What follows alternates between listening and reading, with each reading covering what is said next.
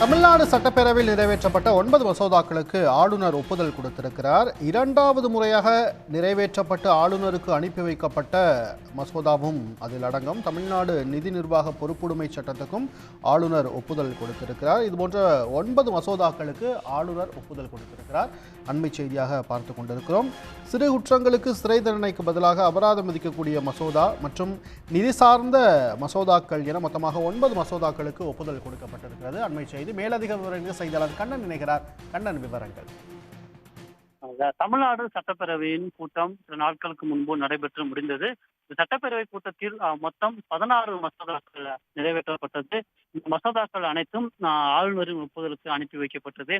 இந்நிலையில் இவற்றில் 9 சட்ட மசோதாக்களுக்கு தமிழ்நாடு ஆளுநர் அனுமதி வழங்கியுள்ளார்.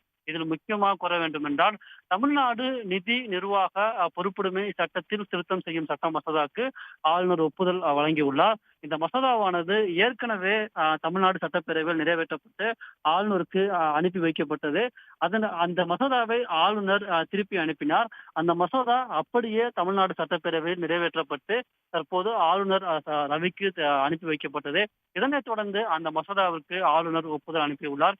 அதன்படி இரண்டாவது முறையாக நிறைவேற்றி அனுப்பி வைக்கப்பட்ட அந்த மசோதாக்களுக்கு தமிழ்நாடு ஆளுநர் RN ரவி ஒப்புதல் வழங்கியுள்ளார். இதே போன்று முன்னாள் சட்டப்பேரவை உறுப்பினர்களுக்கு ஓய்வூதியத்தை உயர்த்தும் சட்ட மசோதாக்களுக்கும் ஆளுநர் RN ரவியானது ஒப்புதல் வழங்கியுள்ளார். மிகவும் கூற வேண்டும் என்றால், இதை தவிர்த்து சிறு குற்றங்களுக்கு தண்டனைகளுக்கு பதிலாக அபராதம் விதித்தல் மற்றும் நிதி சார்ந்த மசோதா என்று மொத்தம் 9 சட்ட மசோதாக்களுக்கு தமிழ்நாடு ஆளுநர் RN ரவியானது ஒப்புதல் வழங்கியுள்ளார். உடனுக்குடன் செய்திகளை தெரிந்து கொள்ள சன் நியூஸ் பெல் ஐகானை கிளிக் பண்ணுங்க.